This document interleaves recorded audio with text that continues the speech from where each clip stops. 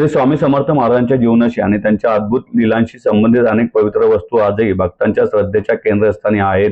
त्यामध्ये सर्वात विशेष व दिव्य मानली जाणारी वस्तू म्हणजे सूर्यमणी। या श्री स्वामी समर्थांच्या सूर्यमणी आणि श्री स्वामी समर्थांच्या पवित्र पादुकांचे दर्शन मंगळवार 17 व बुधवार 18 मार्च रोजी सायंकाळी 5 ते रात्री 10 वाजेपर्यंत, तर गुरुवारी 19 रोजी सकाळी 8 ते रात्री 10 या वेळेस सिद्धिबाज बँक्वेट डीपी रस्ता एरंडवणे येथे भक्तांना घेता येणार आहे।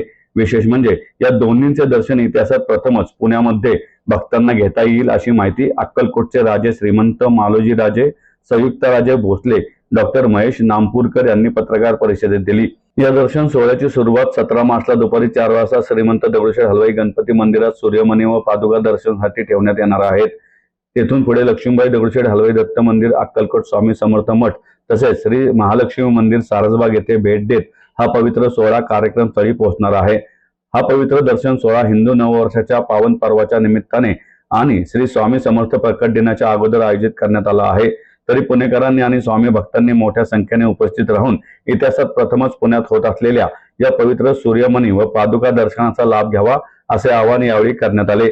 शहरातील सर्व श्री स्वामी समर्थ भाविकांनी स्वामींच्या सूर्यमणीचे आणि पादुकांचे दर्शन घेण्याचे आवाहन करण्यात आले आहे। नमस्कार, श्री स्वामी समर्थ।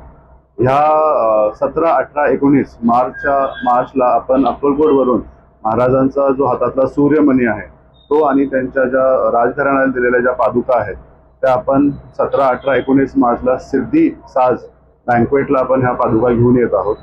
आणि ह्याचा टायमिंग असा असणार आहे की 17, 18 वीकडे असल्यामुळे आपण संध्याकाळी 5 ते रात्री 10 वाजेपर्यंत आपण पादुका आणि सूर्यमणीचं दर्शन ठेवलेलं आहे। तसंच आपण 19 तारखेला पाडवा असल्यामुळे आपण सकाळी 8 वाजल्यापासून ते संध्याकाळी 10 वाजेपर्यंत त्याचं दर्शन ठेवलेलं आहे। तर माझी अशी विनंती आहे की सर्वजण आपल्या सहकुटुंब सहपरिवार येऊन त्या दर्शनाचा लाभ घ्यावा, कारण हे जे सूर्यमणी आहे हे 150 वर्षातनं आज फर्स्ट टाइम अक्कलकोटच्या बाहेर पडलेला आहे आणि हा खूप मोठा एक उत्सव असणार आहे सगळ्या स्वामी भक्तांसाठीही। आणि जे कोणी पुण्यात राहत आहात तर ह्याचा प्लीज आपण लाभ घ्यावा। अनुभूती हा प्रकल्प आपण अक्कलकोटमध्ये सुरू करत आहोत।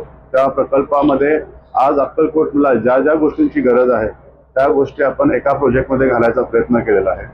आपल्या अक्कलकोट राजघराण्याकडनं आपण एक 40 एकर जमीन ह्या प्रकल्पासाठी आपण दान केलेली आहे आणि ह्या प्रकल्पामध्ये अक्कलकोटमध्ये आपण एक 108 फुटाची महाराजांची मूर्ती, तसंच राहण्याची व्यवस्था आणि ह्यातनं जे काय इन्कम जो जनरेट होणार आहे, माझी अशी इच्छा आहे की अक्कलकोटला मला मेडिकल फ्री करायचं आहे।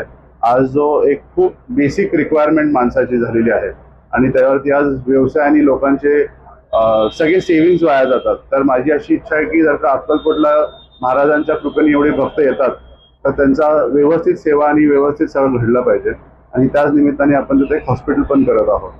आणि माझी अशीच इच्छा आहे की सर्वांनी हा दर्शनाचा जरूर लाभ घ्यावा। धन्यवाद।